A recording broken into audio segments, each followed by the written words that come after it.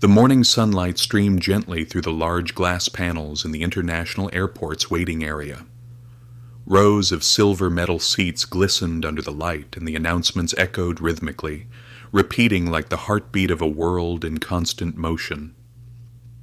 Passengers bustled about, some rushing, some calm, each carrying their own story and journey. In a quieter corner of the first-class lounge, a young boy named Elliot Carter sat silently, his head slightly bowed, both hands loosely gripping a neatly folded plane ticket in his palm. He was only 16 years old.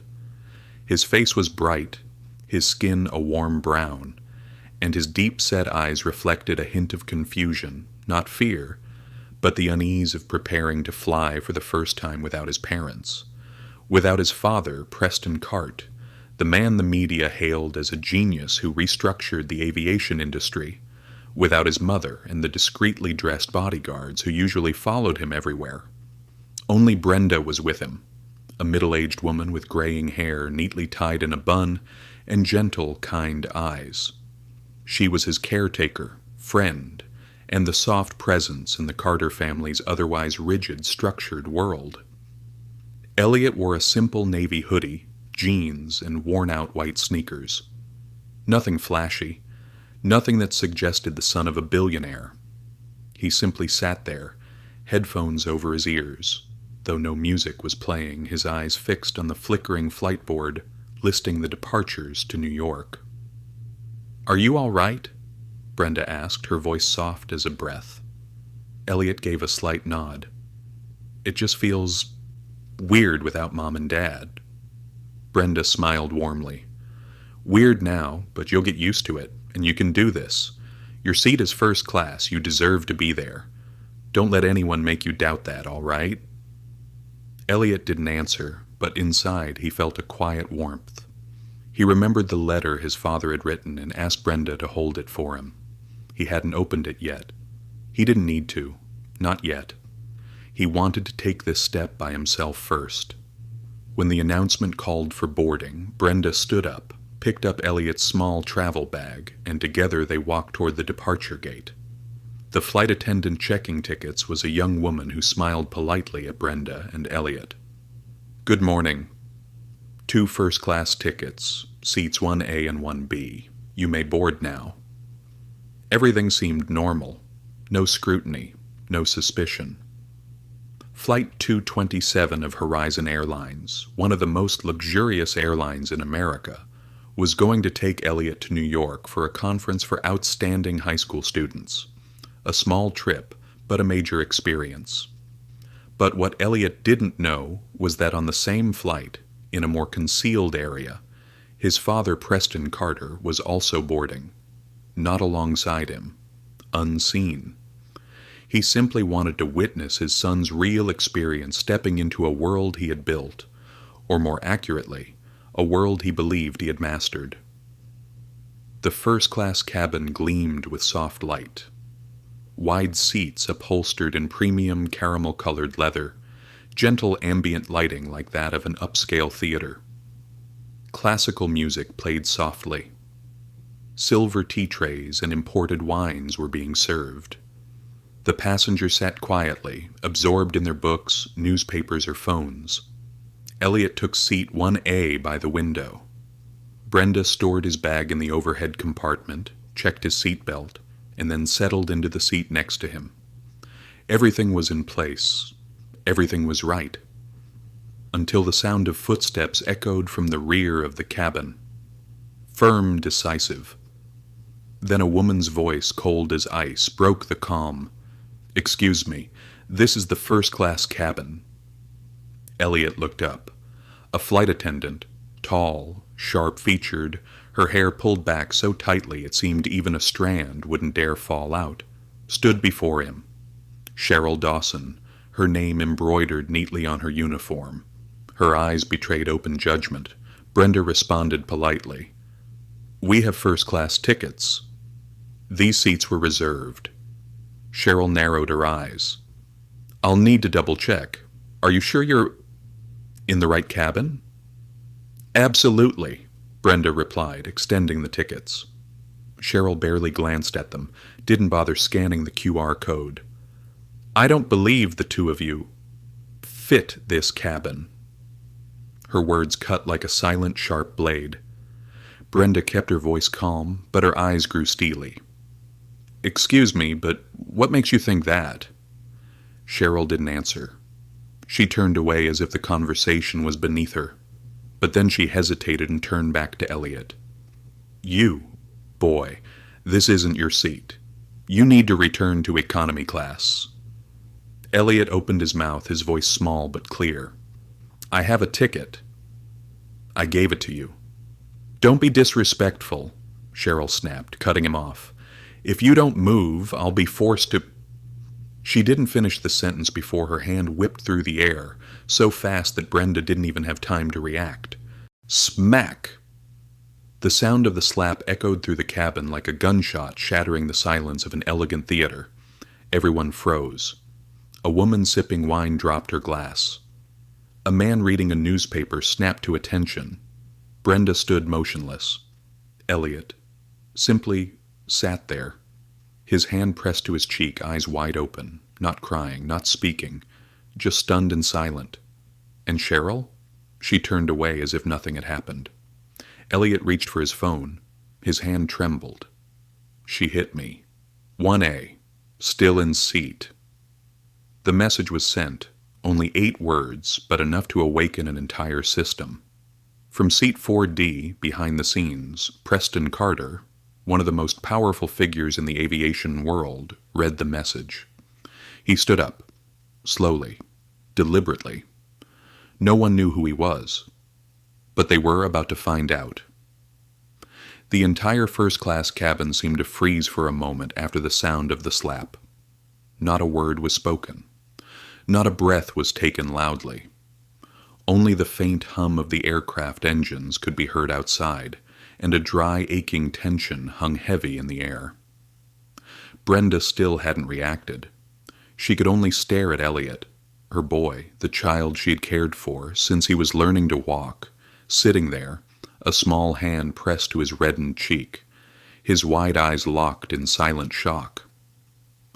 All eyes in the cabin turned toward them. Some passengers lowered their heads, pretending to read their books. Others stared openly, but no one moved. No one spoke. No one stood up. That silence was heavier than any accusation. In the row behind them, Preston Carter closed his phone, his eyes glinting with a rare, icy sharpness. He stood up, slowly adjusting the hem of his dark suit jacket, as if preparing for an important negotiation. Each step he took forward seemed to pull the atmosphere of the cabin tighter, heavier. No one recognized him at first, but somehow each breath seemed to slow as Preston glided past the rows of seats. Cheryl was pushing the beverage cart down the aisle, her face hardened as if nothing had happened. But when she looked up, her gaze accidentally met his, and it was like hitting an invisible wall. Her fake smile instantly vanished. Her body stiffened. Her hand on the cart trembled slightly. Preston stopped right beside her. He didn't need to raise his voice. He didn't need to threaten, just one short, razor-sharp sentence. "You just struck my son." Cheryl's mouth opened, but no sound came out. For the first time in her career, she felt the power of the uniform, the same authority she had often used to judge others, evaporate in an instant. I didn't know," Cheryl stammered. Preston cut her off, his voice even but cold. "You didn't know who the boy was. Or you didn't know what you just did." Cheryl stumbled over her words, her face paling visibly. Brenda, finally snapping out of her shock, stood up quickly to shield Elliot, her eyes burning with anger, but she didn't intervene. She understood. At this moment, the only one who needed to speak was the man standing before them. Passengers began whispering, murmuring. Phones were stealthily switched on, cameras secretly aimed at the scene. Some passengers looked ashamed, others were simply curious. A few felt suffocated by their silent complicity. A first-class cabin, once proud of being a microcosm of civilization, now looked more like a raw, exposed stage where every hidden prejudice and habit was being peeled away. Preston didn't need to shout. He simply commanded, "Call the captain." Now. Cheryl, out of professional reflex, turned to obey. But Preston's voice followed her, deep and irresistible. "And inform ground operations. When we land, you will no longer be working on this flight, nor will you ever set foot on any of this airline's flights again." In the minutes that followed, the first-class cabin sank into a strange, heavy silence. Elliot sat motionless.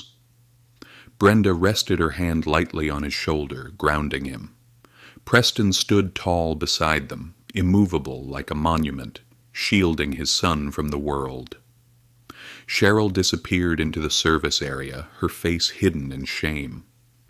The passengers who had pretended not to notice earlier now didn't even dare to breathe too loudly, because the truth had been revealed, and their silence, though unspoken, had become part of the story.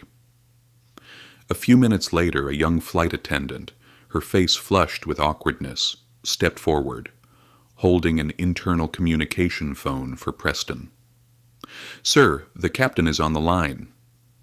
Preston took the device, pressing it firmly to his ear. "Captain, this is Preston Carter. I am requesting that Miss Dawson be immediately suspended. She is not to serve any further passengers from now until we land. Additionally, contact airport security. I want them to be present at the gate when we disembark. Is that clear?" There was a brief silence. Then a firm, deep male voice responded. "Understood, Mr. Carter. It will be carried out immediately." Preston folded the device closed and handed it back to the young attendant without another word. And just like that, the balance of power in the first-class cabin had shifted completely. No more polite smiles, no more judgmental glances, no more pretend indifference. Now everyone sat there holding their breath, waiting to see what would happen next. No one could hide behind the excuse of, "I didn't see" anymore. At his seat, Elliot turned his face to the window. He didn't cry. He didn't ask questions. He just sat quietly, listening to his heartbeat thudding against his chest. That boy, only 16 years old, had just learned one of life's harshest lessons.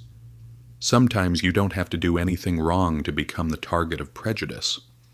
Simply failing to fit into invisible expectations is enough to make you an outsider in the eyes of the world. And at the far end of the cabin, Cheryl huddled in her seat, feeling every stare pierce through the once pristine uniform she wore, stripping away the arrogance and prejudice she had once cloaked herself in like armor. No golden badge could save her now. No system could shield her. Only the naked truth remained, and the consequences she would have to face. Outside the window, clouds drifted lazily by, a pale golden sunlight spilling across the distant ground. The plane gently tilted in preparation for its descent, but inside the first-class cabin, no one paid attention to the beautiful scene outside. Everything still seemed suspended in the heavy air, a silence no longer carrying the comfort or courtesy expected in such a setting, but a thick, awkward, collective shame. Elliot sat upright, his hands tightly clasped together on his lap, his eyes staring straight ahead as if locking himself into some invisible orbit. Brenda gently placed a hand on his shoulder, but he did not look up. He was busy fighting, not with others, but with the confusion gnawing inside him. Ahead, Preston Carter still stood, like a solid wall blocking any further injustice from reaching his son. At the rear of the cabin, Cheryl sat curled up on the jump seat reserved for flight attendants. She looked pitifully small, a complete contrast to the arrogant, confident figure she had been moments before. Of course, she knew. She knew what was waiting for her the moment the plane landed, a disciplinary hearing, an incident report, and likely the end of the career she had spent a decade building. But what made Cheryl shudder wasn't the fear of losing her job. It was the way the passengers on this plane looked at her now. No one respected her because of her uniform anymore. No one offered polite facades anymore. They looked at her the way one looks at a stain on a pristine carpet. The captain's voice came through the loudspeakers, breaking the heavy silence. "Ladies and gentlemen, we will be landing in approximately 15 minutes. Please return to your seats and fasten your seatbelts." The cabin filled with the clicking sound of seatbelts being hurriedly fastened. No one chatted. No one laughed. Only faint sighs and evasive glances, because although nothing was said, everyone knew. This flight would not end the way most did. Brenda leaned over and whispered into Elliot's ear, "When we leave the plane, look straight ahead. Don't lower your head. Don't rush. You did nothing wrong." Elliot nodded slightly. He had not spoken a word since the slap, but inside him a slow-burning fire had been lit. Not the fire of childish anger, but a silent awakening, a deep cut that would force him to grow up far sooner than anyone had hoped. Preston walked slowly back to his seat, stopping beside Elliot. He didn't ask if his son was all right. He didn't offer empty words. He simply placed a heavy hand on Elliot's shoulder, a small gesture, but one carrying an unspoken promise. "I see you. I am here. And I will not let you face this alone." About 15 minutes later, the airplane's wheels kissed the runway with a soft thud, a familiar squeal of rubber against asphalt. Normally, this would be the moment when scattered applause broke out among the passengers. But this time, not a single clap, no cheers, no relieved exhalations. Only a creeping tension, like thin smoke, filled the sealed air inside the aircraft. Through the window, Elliot saw the silhouettes of airport security personnel waiting outside the jet bridge. 2 men in black suits, high-ranking airline officials, stood beside them, their faces stern. Brenda glanced outside, her hand instinctively squeezing Elliot's tighter. Preston simply smoothed down the front of his suit jacket. The moment had arrived. The cabin door opened with a familiar click. The chill of airport air rushed in, carrying with it a distinctive smell, a mix of fuel, metal, and urgency. A different flight attendant, not Cheryl, stepped forward at the front of the cabin, her voice steady. "First-class passengers, please prepare to deplane." But this time no one stood up immediately. No one wanted to be the first. They sat frozen, waiting for Preston Carter to move first. Preston turned to Elliot and Brenda, giving a slight nod. "Let's go." Brenda rose first, then Elliot. The boy took a deep breath, feeling as if the weight of the entire cabin was pressing down on his shoulders. But then he stepped forward, back straight, eyes steady, no looking back, not hanging his head like someone guilty. As the three of them moved toward the cabin door, Elliot felt the eyes of everyone in the cabin following his every step. Not with pity, not with ridicule, but with a heavy, self-reflective silence. We saw. We stayed silent, and this boy stood up for all of us. As soon as they exited the cabin, a man in a suit approached Preston and gave a respectful nod. "We are ready, Mr. Carter." Behind them, 2 security officers nodded to each other and boarded the plane. The chief flight attendant bent down and whispered something into Cheryl's ear. Her face turned ghostly white. Her hand gripped the armrest so hard her knuckles turned pale.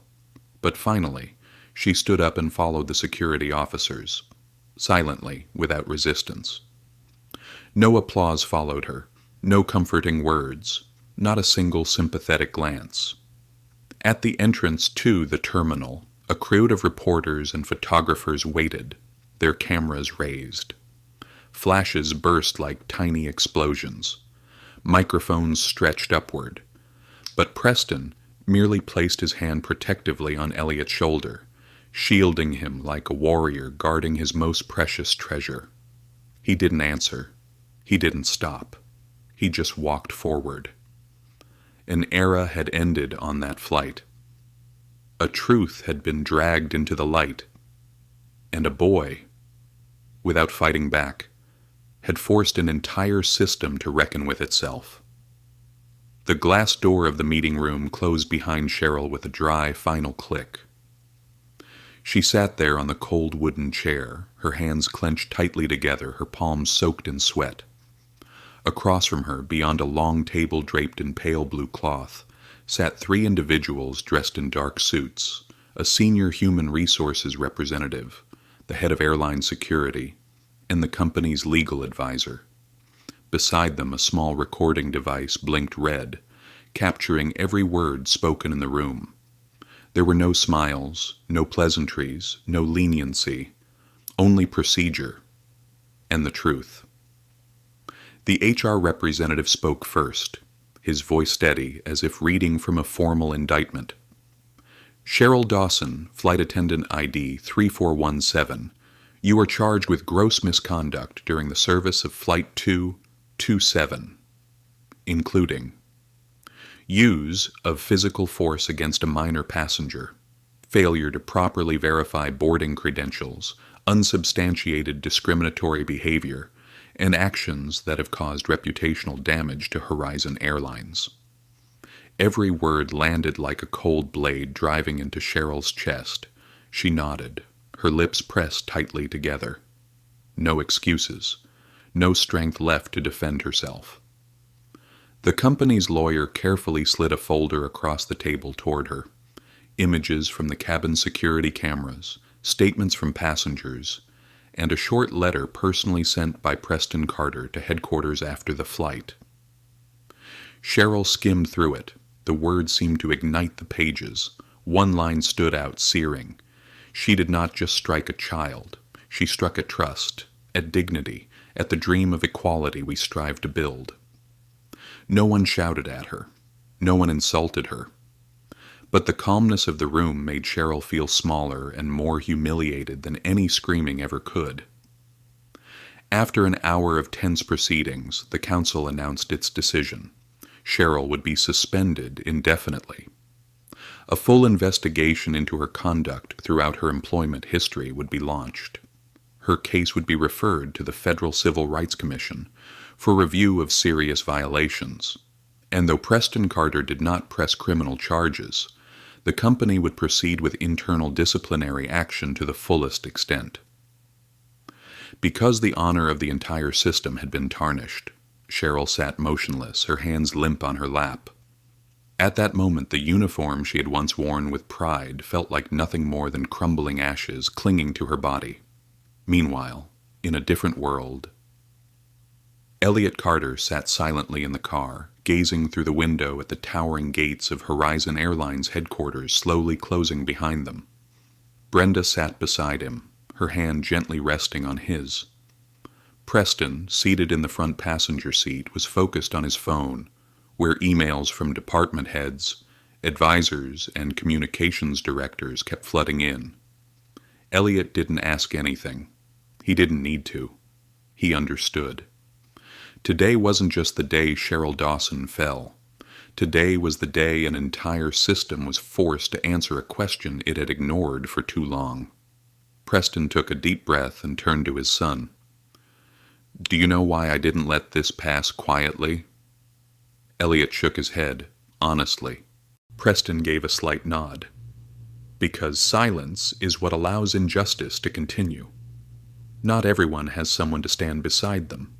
But today, I wanted the world to know. No one, whether in a suit or a uniform, has the right to decide who deserves respect." Elliot lowered his head. A flood of emotions rose within him, gratitude, sadness, and a small but profound sense of growing up. That afternoon, the evening news covered the incident. They did not mention Elliot's name. They did not go into details. Just a simple line scrolled across the bottom of the screen. Flight attendant suspended following allegations of assaulting minor passenger in first-class cabin. Elliot watched the words appear on the TV screen. Then he turned away. He didn't need the world to know who he was. He only needed them to remember. Silence is not always neutrality. Elsewhere. In a Horizon Airlines boardroom, Preston Carter stood before the leadership team. There were no grand speeches, no hollow apologies, only decisive, cutting reforms, a complete overhaul of recruitment, training, and staff evaluation processes, mandatory implicit bias awareness training for all employees, the establishment of a confidential hotline for passengers and staff to report discrimination, and finally, I want this to be written into the history of Horizon. We did not build this airline just to fly higher. We built it to be a place where everyone is respected without having to prove they are worthy. At home, Elliot sat at his desk. He opened the drawer. Inside still lay the letter his father had written before the flight. Remember, true strength is not in shouting to the world that you are right. True strength is sitting silently and letting the world realize it is wrong. Elliot read the letter again and again. Then he carefully folded it and placed it back into the drawer. He smiled faintly. He understood now, not because he needed to prove anything to anyone, but because his value had never required anyone else's validation. The evening sky over the city hung under a thin veil of haze, the quiet glow of yellow streetlights stretching endlessly down long avenues. In the upstairs study of the Carter family's mansion, Elliot sat at his desk, the headphones loosened around his neck, the laptop open before him, its screen dark. He couldn't focus, not because of homework, not because of the phone buzzing nonstop with news alerts, but because something inside him had changed. A change that no one could see with the naked eye. A wound that doesn't show on the skin. Elliot rested his forehead on his arm, his eyes squeezed shut. The memory of that slap, the cold judgment in those eyes, the faces that turned away in silent indifference on the plane, all of it flooded back, playing in slow motion through his mind like an old worn-out film.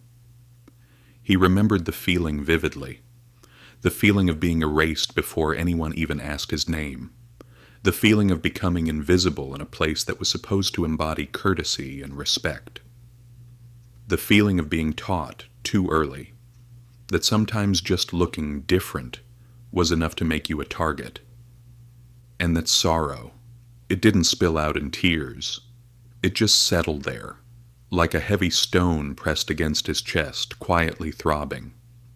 Brenda knocked softly at the door. Without waiting for a reply, she stepped inside, carrying a cup of hot cocoa. "You need a break," she said. Elliot lifted his head, his face weary. "I'm not sleepy." Brenda sat down beside him, remaining silent for a long moment before speaking. "Not every battle ends when the gunfire stops.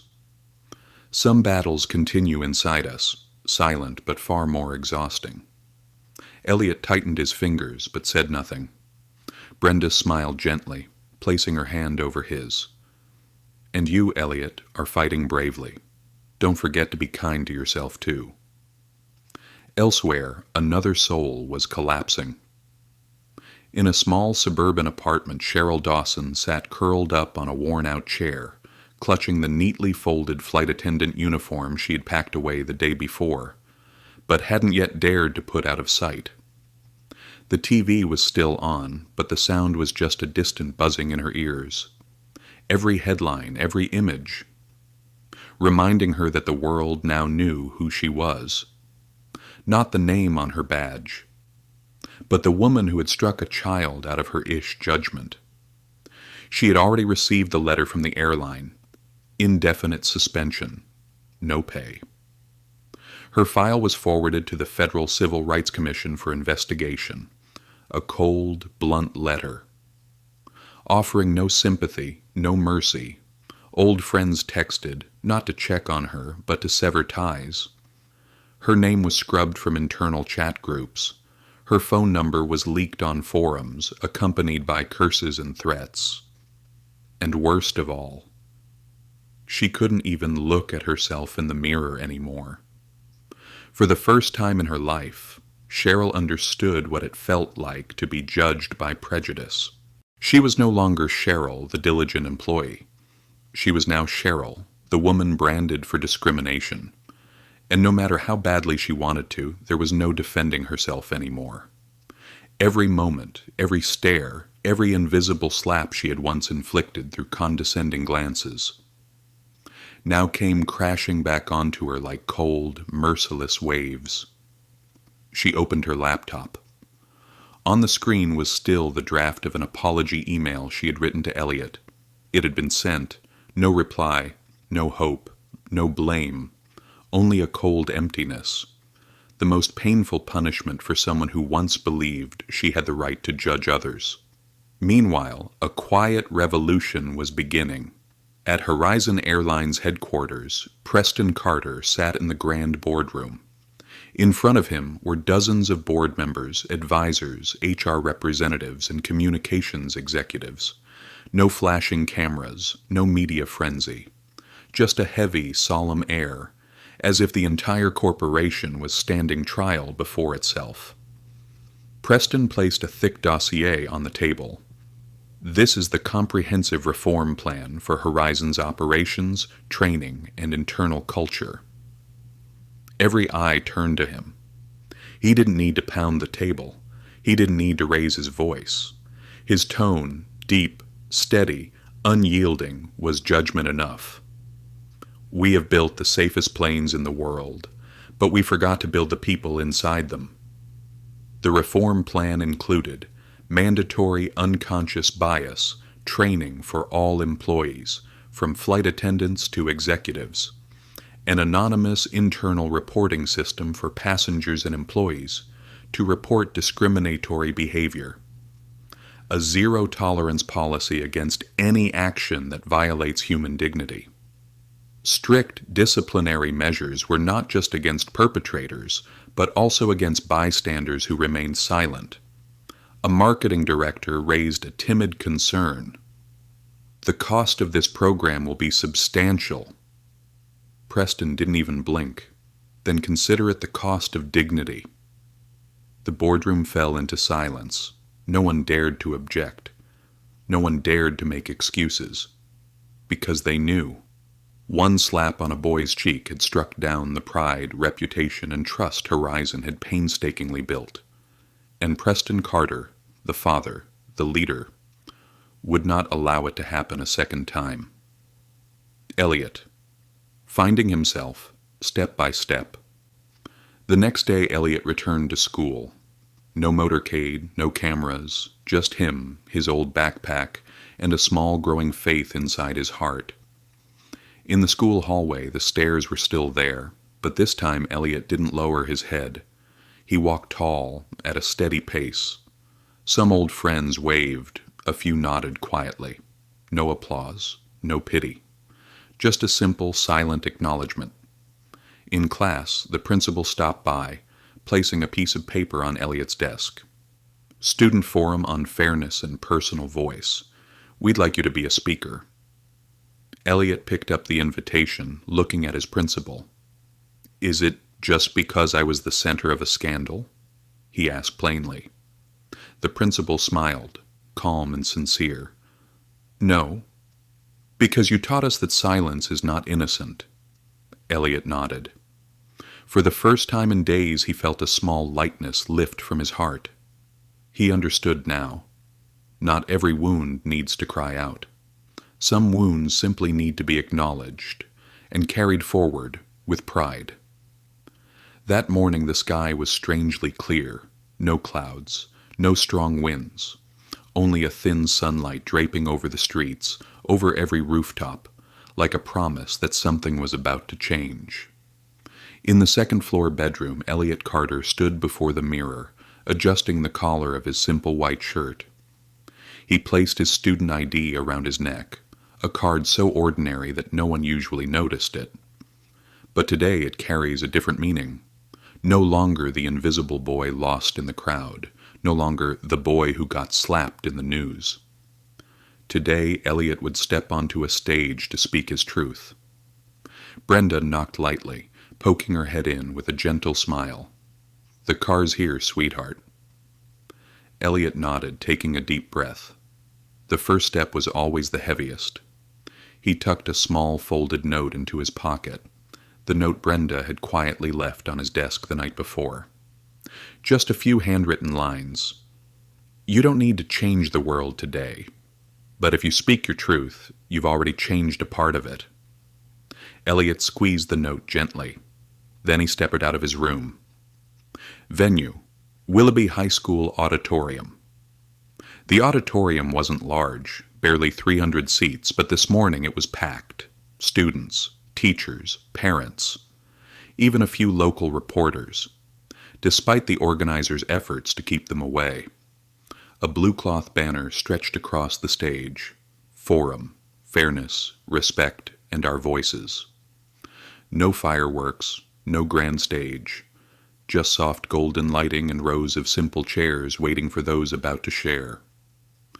Elliot sat in the front row, his hand gently wrinkling his pant leg. He could feel the weight of the stares around him, some curious, some admiring, some simply waiting. Next to him sat the other speakers. A girl who had been discriminated against because of her impoverished background. An Asian boy who had been accused of cheating without evidence. A transgender student who had never dared to speak publicly before. Each carried a story.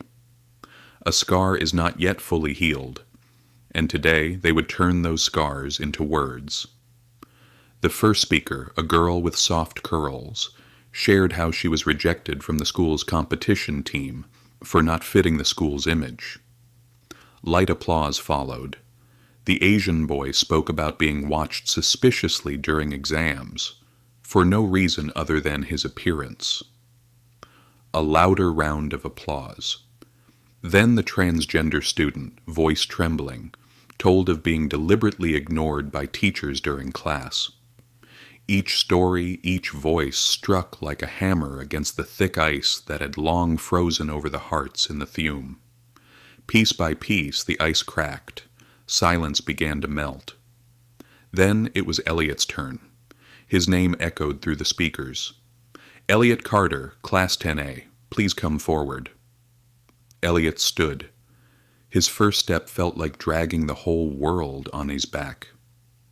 Every step toward the microphone was a small battle he fought alone.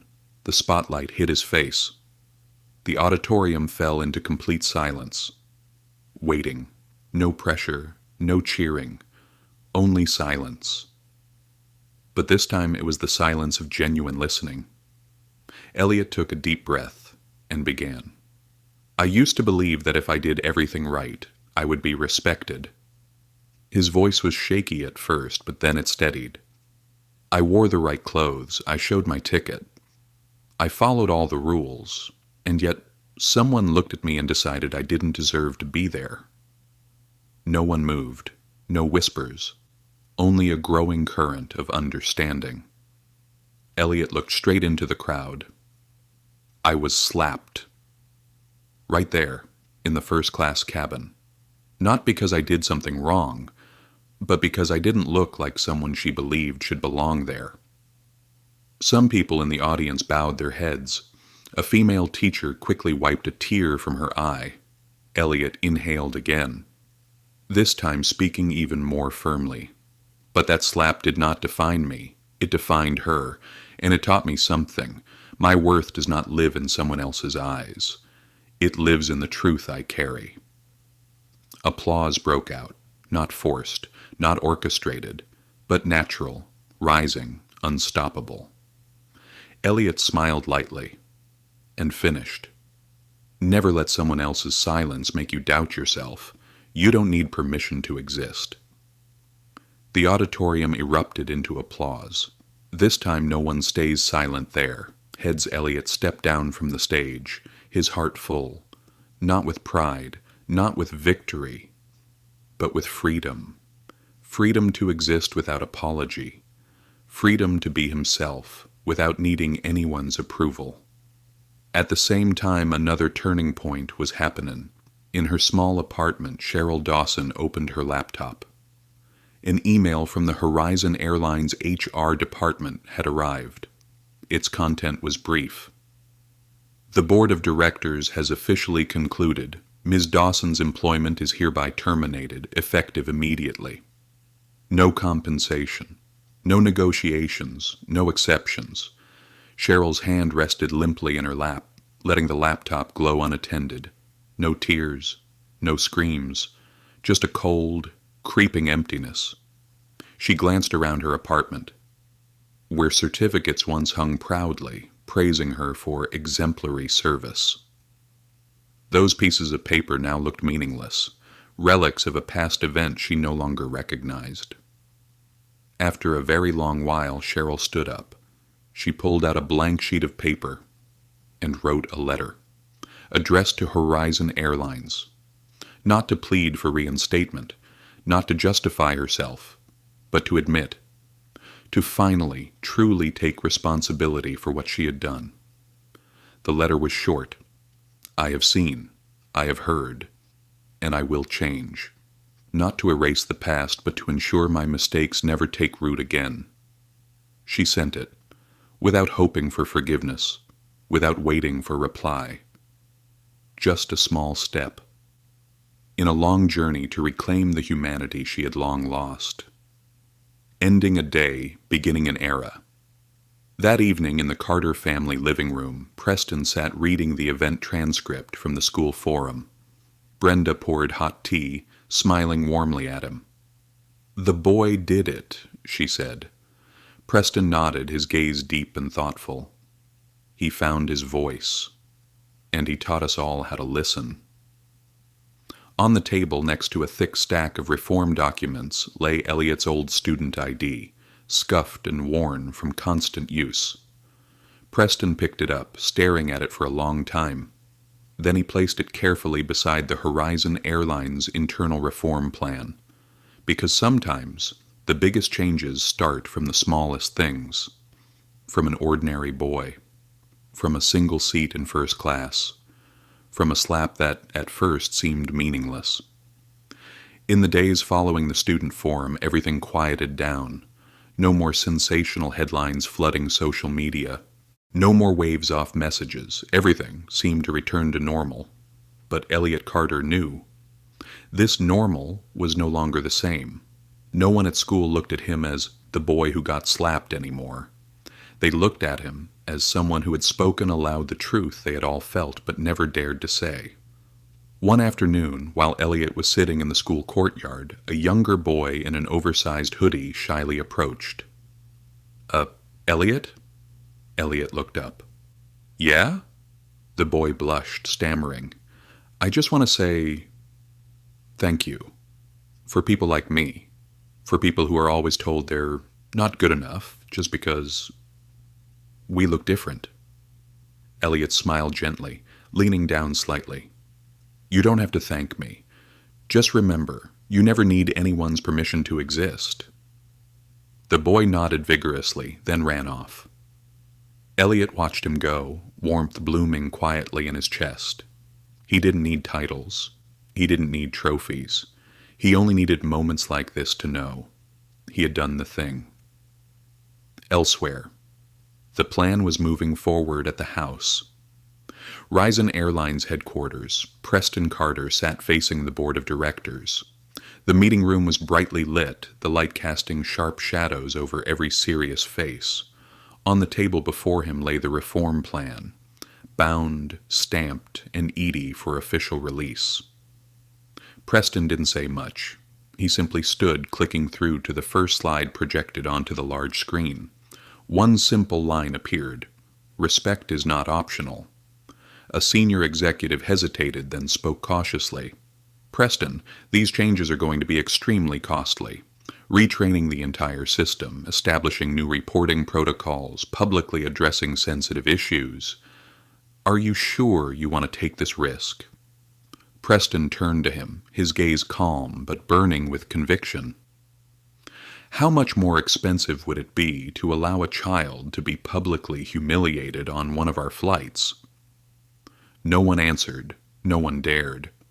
Because that truth weighed heavier than any financial figure. Preston clicked to the next slide. It wasn't the Horizon logo. It wasn't a revenue chart. It was a photograph.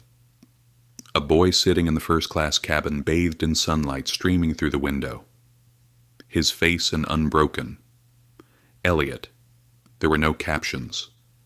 Just that face, silent but unyielding. Preston's voice rumbled through the room. We do not build the future by making excuses for the past. We build the future by facing what we allowed to happen. And today, Horizon Airlines will step forward. Not because we were forced to, but because we choose to. The boardroom erupted into applause, not the polite, half-hearted kind. Real applause, full of conviction, full of commitment.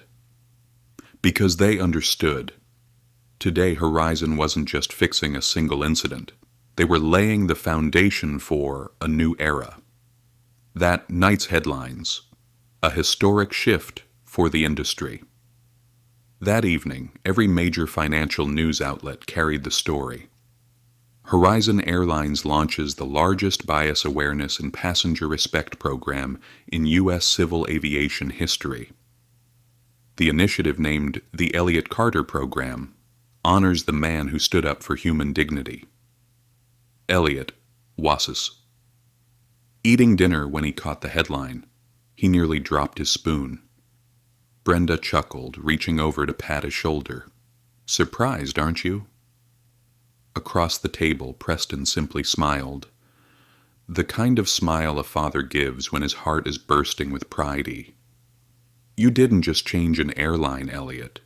You changed the way the world thinks about silence and about courage. Elliot lowered his head. His face flushed. He had never imagined that the private pain he had endured, something so personal, so deeply his own, could become the spark for something greater than himself. He only knew one thing. He had lived truthfully. He hadn't backed down, and that was enough. Elsewhere in the city, a silent promise. In her dimly lit apartment, Cheryl Dawson sat at her small desk. On the desk lay her termination letter. Beside it, her laptop screen showed footage of Preston Carter announcing Horizon's reform program. She stared at the words, the Elliott Carter Program. No anger, no jealousy, only a choking bitterness. Cheryl picked up a pen. She wrote a single line in her worn notebook. No more excuses. No more blame. Only change. Starting with myself. No one saw her write it. No one witnessed it. But it was the first moment Cheryl truly began her journey of redemption, not for anyone else, but for herself. Ending one chapter, beginning another. That night, as the city glowed under warm, golden lights, Elliot stood leaning against the second-floor balcony, gazing out over the quiet garden below. In his hand, he held his student ID, the same ID that had accompanied him through countless judgmental stares and moments of doubt. He gripped it tightly, then smiled. No more fear, no more wondering, do I deserve to be here? Because he knew. Worth isn't measured by others' approval. Worth is measured by never bowing your head and giving up. 3 weeks after Preston Carter announced the 3 reform programs named the Elliott Carter Program, everything within Horizon Airlines began to shift. Not quickly, not loudly, but truly. A quiet change. At Horizon's training centers, courses on bias awareness, emotional intelligence, and passenger respect were held every day. Not just for flight attendants. For all employees, from check-in staff to senior leadership. No more superficial quizzes, no more hollow lectures, but real dialogues. Spaces where people were forced to look inward. No excuses, no justifications. And in one such classroom, a particularly familiar name appeared on the roster. Cheryl Dawson. Not as an employee anymore, but as a student. Someone is relearning how to be human. On her first day walking into the room, Cheryl felt every pair of eyes lock onto her. Some recognized her, some whispered. Others turned away, but she didn't run. She didn't wear the armor of self-defense she once relied on. Cheryl took a seat in the be-back row, lowered her head, opened her notebook, and listened. The first thing she wrote down was a simple sentence. No one deserves to be judged by appearances alone. No one has the right to define another's worth. And in that moment, for the first time, Cheryl felt a sense of freedom. Freedom from the very prejudices she had once imprisoned herself in. Meanwhile, Elliot, stepping into the light quietly. At Horizon International Airport that day, a small event was being held. A sharing session between employees and representatives of voices of change, those who had helped spark the reforms. No media frenzy, no red carpets, just a small room, plastic chairs, free coffee, and simple posters reading, "Respect begins with listening." Elliot sat among the crowd, wearing a dark blue hoodie and simple jeans. He didn't go on stage, he didn't make a speech.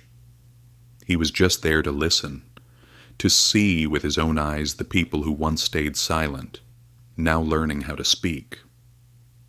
To witness the change he had quietly set in motion.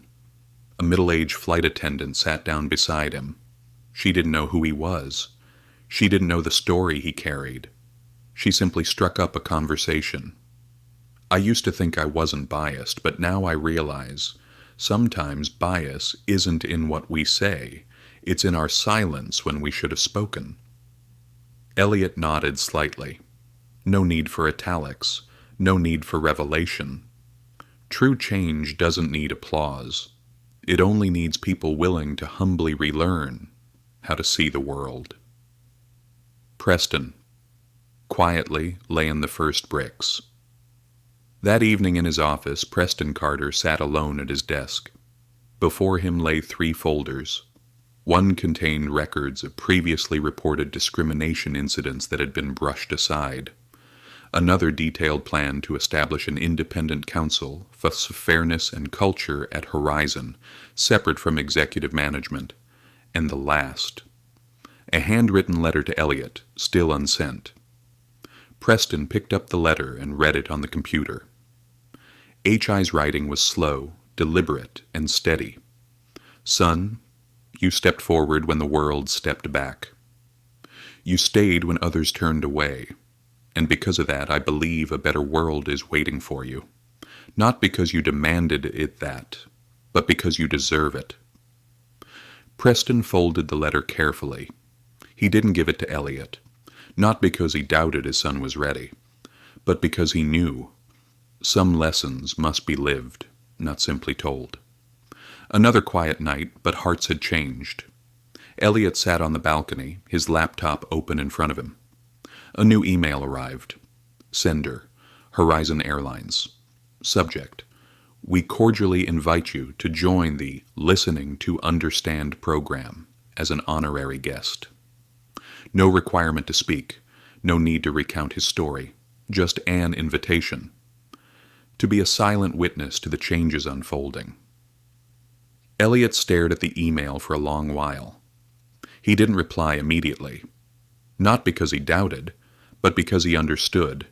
True change doesn't happen in a day. It requires time. It needs people willing to stay quietly, patiently. Finally, Elliot clicked, reply.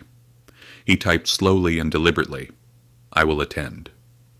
Not to be seen, but to remind myself when we dare to speak up, we are never truly alone.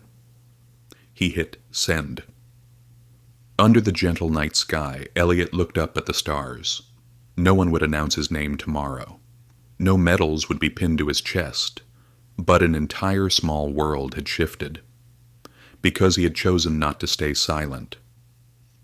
On the day of the official launch ceremony for the Horizon Airlines Code of Fairness and Respect, the weather was strangely poetic. A light drizzle lit the sky, not enough to soak through clothes, but enough to lay a soft sheen over the ground. It was fitting. A reflection of the day itself, quiet, solemn, and full of anticipation. A ceremony, unlike any other. There was no grand outdoor stage, No colorful streamer ceremony was held inside Horizon Center's Peace Hall, a glass-domed auditorium flooded with natural light. On the backdrop behind the podium there was only one line: "Respect isn't a rule." It's right. Nothing more was needed. Those words alone told everyone what today meant. Elliot sat among the guest seats, surrounded by black suits, pilot uniforms, flight attendants, and engineers. He wore a light blue shirt and a soft gray jacket. No VIP badge, no inspiration title. Just Elliot Carter, 16 years old.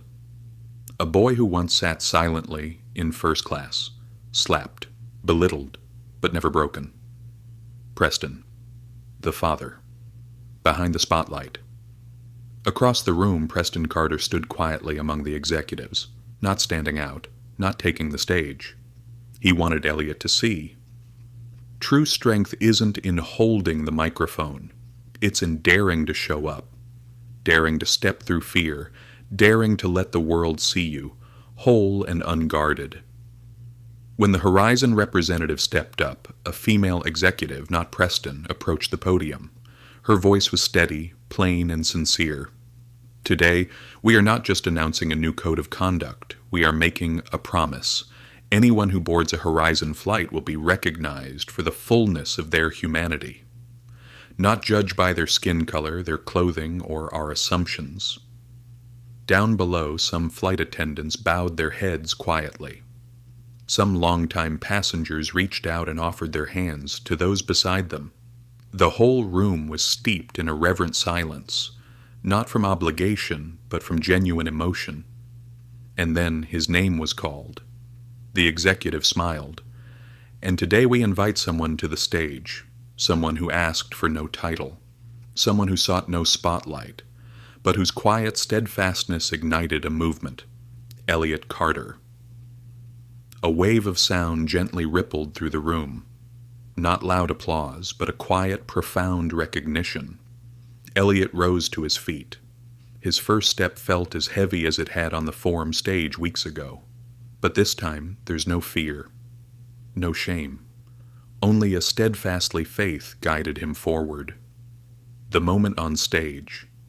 Standing at the microphone, Elliot looked out over the crowd, faces of every color, every background, every story as one overlooked.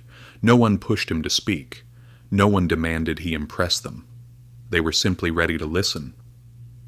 Elliot took a deep breath and spoke, clear and resolute.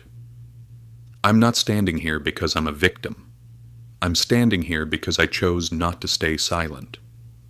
A pause. Then he continued. There are wounds that have invisible scars. But every time we turn away from injustice, every time we stay silent, we leave scars inside each other. He lifted his chin higher. I don't need to be called a hero. You only need to remember. Everyone deserves respect even when they don't look like you. Applause filled the hall. Slow, genuine, not ceremonial. Elliot bowed his head slightly, then stepped down. No flowers, no prizes, no grand title. But in his heart a flag had been planted. Not one bearing his name, but the value of what he had made to live by. Elsewhere in the hall, at the far end of the rows, a woman sat quietly with a beanie pulled low over her eyes. Cheryl Dawson. No one noticed her. No one recognized her. And that was exactly how Cheryl wanted it. She had purchased a ticket to the ceremony as an ordinary guest, not invited, not assigned, simply wanting to be there. As Elliot spoke, Cheryl felt every word pierce straight into her heart, not with bitterness, not with condemnation, but like a mirror, forcing her to confront the truth she had long refused to see. Acelot bowed and left the stage. Cheryl closed her eyes. And for the first time in months she smiled, a real smile. Not because she had been forgiven, not because she was welcomed back, but because she had decided to live the rest of her life with wider eyes and a heart that listened more deeply. Ending the ceremony, beginning new journeys. Preston stood quietly by the exit, watching Elliot talk with a few new friends. People who didn't see him as a symbol, but simply as someone who had dared to stand up. Brenda approached Preston and whispered, "You did it." Preston only smiled softly. No, he did it himself. I just cleared the path so he could see who he truly was. The ceremony ended. Everyone left. Each carries a story, a lesson, a silent commitment. But one thing was certain. They would never see the world the same way again. Elliot stood at the large glass window, watching horizon planes lift off one by one. Inside him there was a profound peace. I don't need to change the whole world. I just need to change the small corner I step into. And Elliot Carter had done exactly that, not with anger, not with shouting, but with the strongest kind of silence, the proud existence of being truly himself. That evening the Carter home glowed with a soft, warm light. There were no parties, no loud congratulations. Only the smell of hot cocos wafted from the kitchen, the faint hum of a news broadcast from the living room, and a deep, settling peace. The kind of peace that only comes when you know a major chapter of your life has hasuiately closed. Elliot, sitting alone in his father's study. On the desk the letter Preston had once written but never sent was laid open, neat and still. Under the desk lamp the firm strokes of Preston's handwriting seemed to be alive with a life of their own. Elliot reread it once more. You stepped forward when the world stepped back. You stayed when others turned away, and because of that, I believe a better world awaits you. He leaned back in the chair, eyes closed. What he felt tonight didn't feel like a victory. I didn't feel like the end. It felt like opening a door, stepping into a larger world, a world where kindness, patience, and quiet courage could truly change everything. Preston entered quietly. He didn't ask what Elliot was reading. He simply poured another cup of cocoa, set it down on the table beside him, and sat across from him, hands calmly folded. No words needed, only presence. After a long moment, Presto spoke his a low and warm voice. You know, Elliot, there will be days when the world feels too big, too cold, too indifferent. You'll wonder if the small things you don't make a difference. Elliot looked up, listening. Preston continued. But then, there will be moments. A boy daring to tell the truth. A woman brave enough to change. An airline willing to look at itself. And it's those moments, not fireworks or flashing lights, that make history. Elliot smiled, light but steady. A silent commitment. Preston placed a hand gently on his son's shoulder, his gaze deep and unwavering. You've gone farther than I ever dared to dream. Not with the owner, not within him, but with your quiet, proud existence. He paused, then said softly, Never forgets we're nowhere. Demure. We're here, to be seen, truly seen, and to see others in return. Elliot nodded. In that moment he knew he had stepped out of the shadow of the past. He was no longer the boy in seat 1A, no longer the victim of a slap. He was Elliot Carter, a free human being. Outside the window, a changing world, night, horizon. Airlines' planes continued slicing across the heavens, leaving soft trails of light behind them. In every first-class seat, every economy row, every cabin of horizon planes, passengers were now greeted with a different kind of gaze. Genuine, unconditional respect sore a silent slap. No more resigned sighs, only small smiles. Glances that met without judgment, and genuine greetings. And all of it, all the tiny changes, had begun because of a boy who chose to stay when others turned away. Elsewhere, Cheryl Dawson stood on the rooftop of her apartment building, looking toward the distant blinking lights of the airport. She had submitted an application to volunteer at an organization supporting young people facing discrimination. Not to atone, not to reclaim anything, just to begin again, one step at a time, by listening, learning, and serving. In her hand, a crumpled piece of paper, the same one she had written months earlier. Today I will listen more than I judge. I will ask before I conclude. I will see with my heart, not just my eyes. And for the first time, she truly believed she could do it. A final message. A week later, Elliot received a small package. No sender's name. Inside was a simple card. Thank you for teaching me that silence can change things too. If it's the silence of listening, not the silence of indifference. Someone who once stayed silent. He didn't need to know who had sent it. He didn't need to respond. It was enough to know. Every sincere action leaves an echo, even if it makes a difference. Elliot Carter grew up, not into a hero plastered on magazine covers. He didn't need to become the face of world change. But in every Horizon airplane cabin, every school hallway, every airport and bus terminal, in every fleeting moment where someone was about to judge another with just a glance, people paused. They listened. They looked again, until they saw the person standing there fully and truly. And it all began with one boy, one seat, one A, one slap, and one voice that refused to go silent.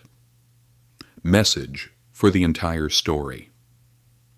Respect is not a privilege to be granted. It is a fundamental right that every human being deserves, not based on appearance, status, or others' expectations. We don't have to shout to be heard. Sometimes a quiet, steadfast presence is enough to change the world. Real-life message. Every day we have the opportunity to choose to look deeper than appearances, to choose to listen before we judge, to choose to speak the truth even if our voice trembles. Change doesn't start with grand gestures. It begins with how we treat the person beside us, with kindness and unconditional respect. Double asterisk. Thank you for walking alongside this story. In a world where judgment can come so quickly, patience, listening, and respect remain the most precious gifts we can offer each other. I hope that as you step away from this story, you carry with you eyes that see deeper and a heart that stays open. If this story touched you, don't forget to leave a trace, a like, a comment, or simply a silent moment of understanding. Because sometimes silence is the most beautiful way to walk alongside one another.